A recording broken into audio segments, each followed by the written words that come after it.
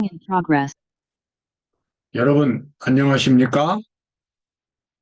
오늘은 최후의 살아남을 사람들, 이런 제목으로 우리 하나님의 말씀을 보겠습니다.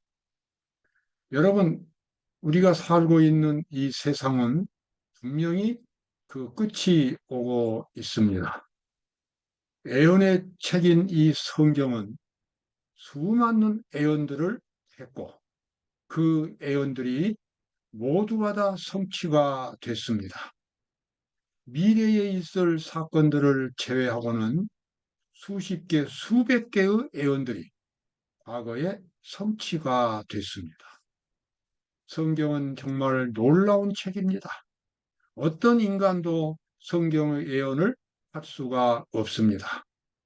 우리가 살고 있는 이 세상은 분명히 끝을 향하여 신속하게 나아가고 있습니다. 하나님께서는 이 세상의 끝을 말씀하시고 이 세상의 종말이 올 때에 그 환경에서 살아남을 수 있는 방법을 우리에게 아주 분명하게 제시해 주셨습니다. 오늘 그 말씀들을 함께 살펴보도록 하겠습니다. 요한계시록 15장 2절에 3절 보면 이렇게 나와 있죠. 또 내가 봄에 불이 섞인 유리바다 같은 것이 있고 짐승과 그의 우상과 그의 이름의 수를 이기고 벗어난 자들이 유리바닷가에 서서 모세의 노래 어린 양의 노래를 불러 가로되. 이 장면은 정말 장엄하고도 감동적인 장면입니다. 사도 요한이 계시 가운데서 하늘에 올라간 사람들을 보았습니다.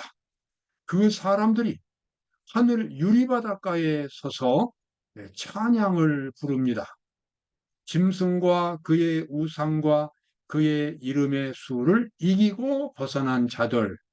여기 말하는 짐승과 그의 우상과 그의 이름의 수는 마지막 때에 이 세상 사람들을 속이는 사탄의 가면적인 종교입니다. 실제로 구원은 주지 못하면서 아주 요란한 종교적인 행사와 이론을 갖고 있는 바벨론의 그 타락한 교회를 여기서는 짐승과 그의 우상과 그의 이름의 수를 이기고 벗어난 자들, 이렇게 표현하고 있습니다. 바벨론에 대해서는 다음 기회에 여러분들에게 분명하게 말씀드릴 기회가 있을 것입니다. 여러분, 하나님의 종교는 그 초점이 아주 분명합니다. 하나님의 종교의 이 핵심은 어떤 아주 잘 만들어진 이 성전도 아니고 교리도 아니고 장엄한 예배도 아닙니다. 하나님의 종교의 목적은 죄를 죄인이 없애는 데 있습니다. 죄는 인간을 죽음으로 몰아가고 영생을 얻지 못하는 가장 궁극적인 원수입니다. 만약에 우리에게 죄가 없다면 우리는 행복하고 영원히 살 수 있게 될 것입니다. 그러나 인간이 만든 어떤 종교도 심지어 하나님이 만든 종교까지라도 사탄은 그것을 왜곡하고 그것을 거짓으로 만들어서 가장 핵심적인 내용, 죄를 없애지 못하는, 죄를 없애는 그것을 하지 못하는 거짓 종교를 무수히 만들었습니다. 하늘에 올라간 사람들은 사탄의 그 거짓 종교에 빠지지 않는 사람들입니다. 여기 나와 있는 이제 사람들, 마지막 때에 살아남을 사람들, 대쟁도 631쪽에 나와 있는 말씀입니다. 여러분 분명히 마지막 때에 하나님의 특별한 보호를 받고 살아남을 사람들이 있습니다. 여러분 그 일을 위해서 지금 준비하시기 바랍니다. 그러나 아무도 그 충성된 각 사람을 둘러 진치고 있는 강한 수호자들의 경계망을 깨뜨릴 수 없다. 어떤 사람들은 도시와 촌락들에서 가다가 피해 가다가 공격을 받는다. 그러나 그들을 해하고자 높이 들려진 검은 칼은 마치 지푸라기처럼 무력하게 꺾어져 힘없이 떨어진다. 예, 여기 나와 있는 이 말씀, 하나님께서 마지막 때 하나님의 백성들을 특별히 보호하는 그와 같은 장면이 나옵니다. 여러분, 지금 이 세상에는 수많은 기독교가 있지만 참된 하나님의 백성들이 있습니다. 여기 그 하나님의 참된 백성들의 특징이 나옵니다. 용이 여자에게 분노하여 돌아가서 그 여자의 남은 자손, 곧 하나님의 계명을 지키며 예수의 증거를 가진 자들로 더불어 싸우려고 바다 모래 위에 섰더라. 용은 사탄을 상징합니다. 그 다음에 여자는 하나님의 백성을 상징합니다. 여자의 남은 자손은 마지막 때에 하나님의 참된 백성들을 가리킵니다. 이 사람들에게 두 가지 특징이 있습니다. 첫째는 하나님의 계명을 지킨다는 것과 두 번째는 예수의 증거를 가지고 있다는 것입니다. 하나님의 계명을 지킨다는 것은 하나님의 말씀을 진심으로 순종할 수 있는 사람들입니다. 예수의 증거는 이 마지막 시대에 주어진 하나님의 애언의 기별, 하나님의 사업을 가리킵니다. 하나님의 참된 백성들은 어느 시대에나 이 두 가지 특징을 가지고 있었습니다. 첫째는 하나님의 계명을 지키는 것과 두 번째는 예수의 증거, 그 시대에 주어진 애언의 기별을 가지고 있는 것입니다. 여러분, 지금 우리가 살고 있는 이 시대에도 이 두 가지 특징을 가져야만 하나님의 참된 백성으로서 구원을 받을 수 있습니다. 하나님의 율법을 성실하게 지킬 수 있어야 합니다.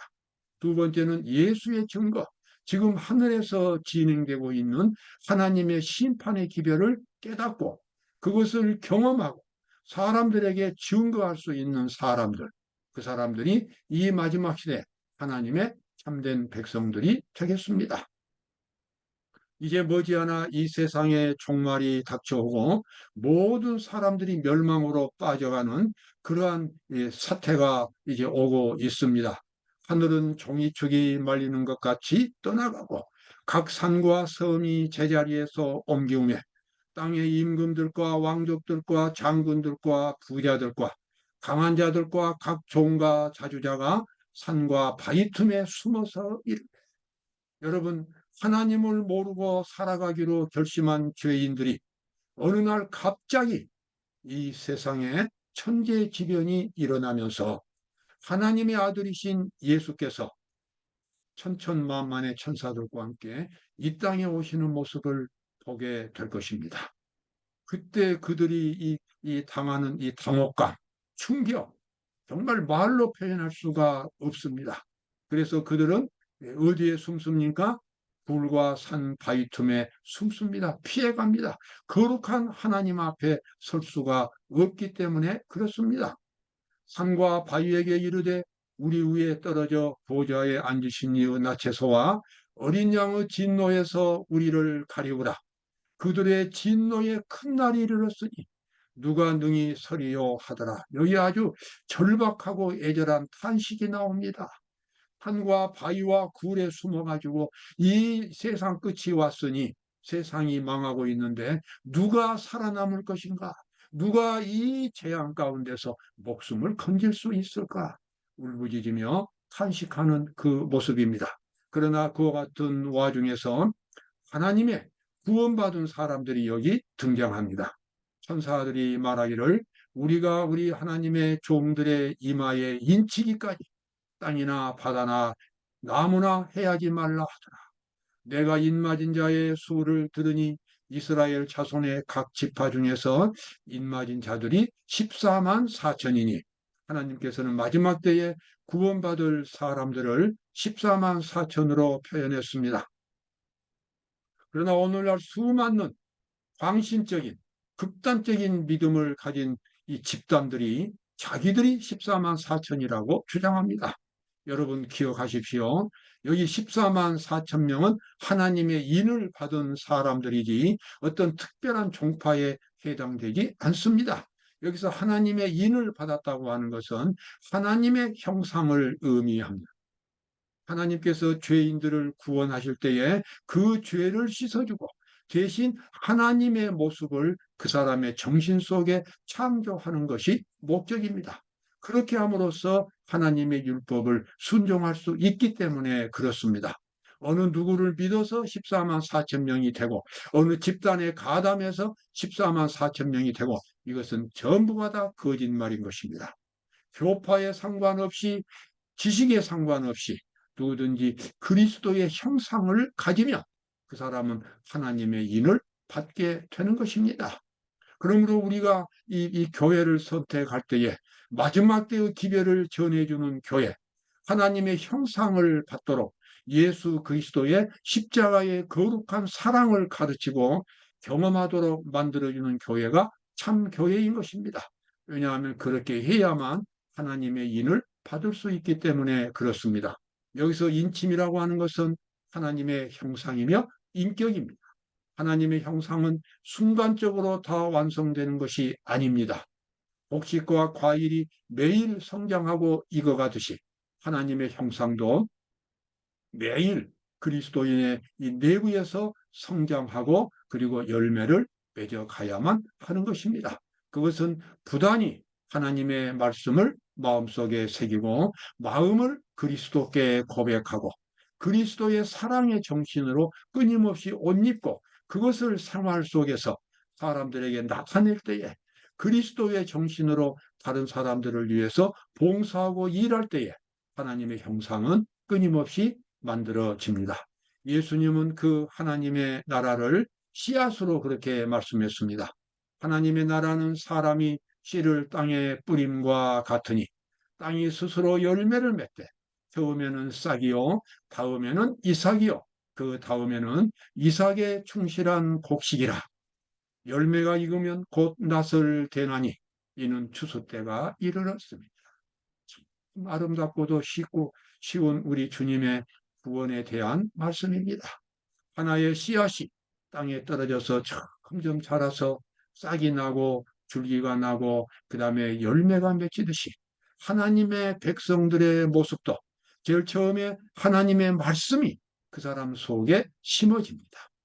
그리고 그 말씀이 하나님의 생명의 씨앗이 되어서 매일매일 자라가게 됩니다.